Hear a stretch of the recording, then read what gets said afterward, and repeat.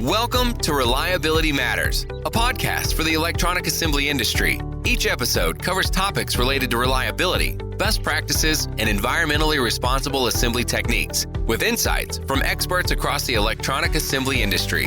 Now, here's your host, Mike Konrad. Hi everyone, welcome to Reliability Matters. On this episode, I have no guests, no experts, no best practice commentary. This is the last episode for 2020.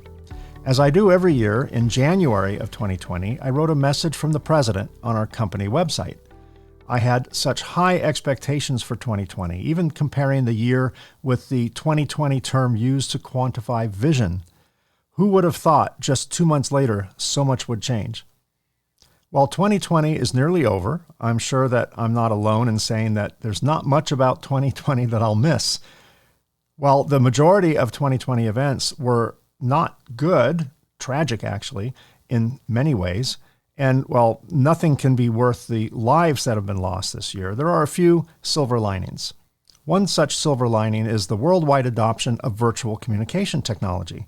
While such technologies existed well before 2020, the adoption of these technologies surged forward this year, not out of desire, but rather out of necessity. At my company, we've been conducting webinars for many years, even before the term webinar was even coined.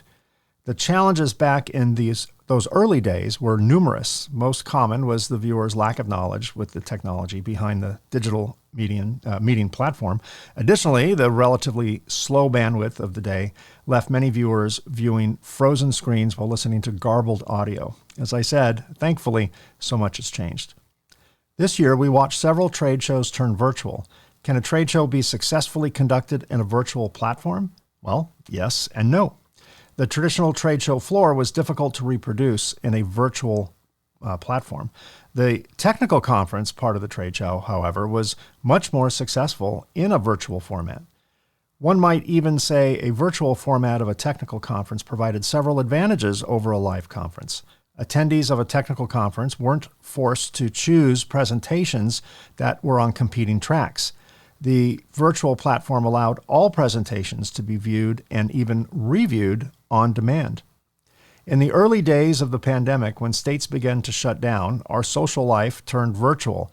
My wife and I scheduled multiple virtual game nights with our friends, enjoying cocktails and sharing our experiences. We even attempted, unsuccessfully, a karaoke game night. That was an unqualified disaster. That's when we all learned the importance of latency. If there's any audio engineers listening, you know exactly what I mean. For businesses, many sent their employees home to work. Thanks to our modern age of digital communication, this was more successful than many businesses expected. Many high-profile businesses have committed to stay-at-home employees after the pandemic ends. We'll see if that actually happens. The effects of this pandemic remind me of wildfires, an annual occurrence here in Southern California, where I live. A wildfire can completely destroy a city block, but skip one or two houses on that block, leaving them completely unscathed. While many businesses around the world have been tragically decimated by this pandemic, other businesses have managed to stay the course, and even some are thriving. The electronics industry as a whole has managed to remain somewhat insulated by the otherwise tragic decline in business other industries face. While there are some exceptions, our industry luckily has remained largely and relatively intact. The world survives on electronics production. Whether the production is for the medical industry, communications, defense, or a number of other essential applications, the electronics industry is, now more than ever, vital to mankind and civilization in general. While fear, concern, and even anger are common emotions these days, there seems to be a sliver of optimism on the horizon.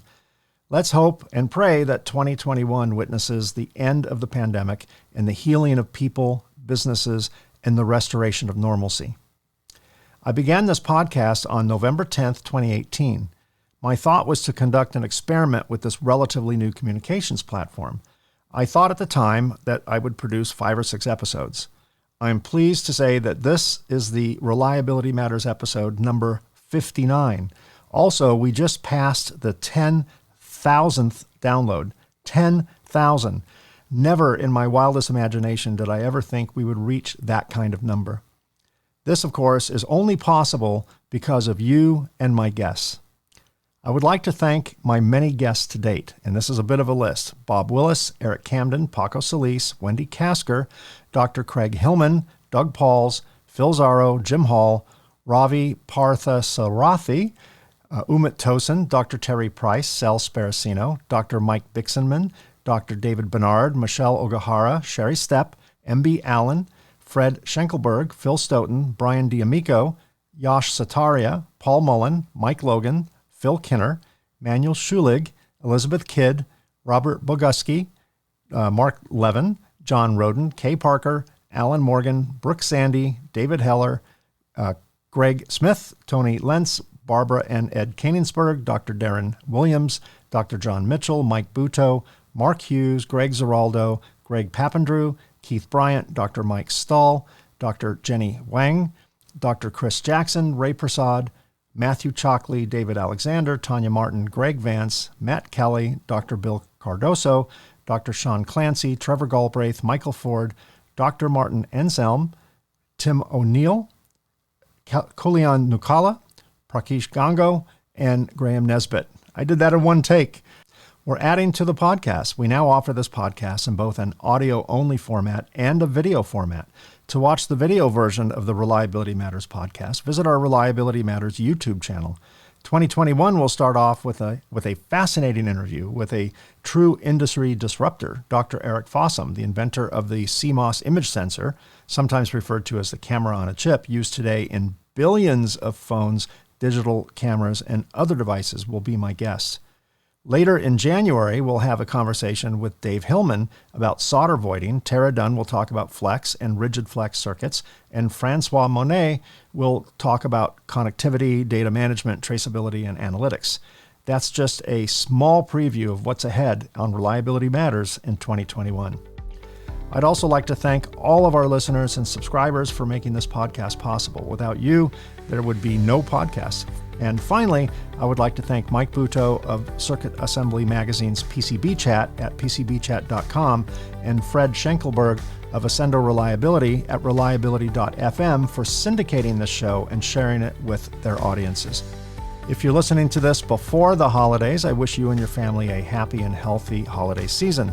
I look forward to saying goodbye to 2020 and ushering in a healthier, happier, and more successful 2021. Happy New Year, everybody. Stay safe, stay healthy, stay happy, and keep doing it right. Thanks for listening to the Reliability Matters podcast. Join us on the second and fourth Tuesday of each month for new episodes of Reliability Matters.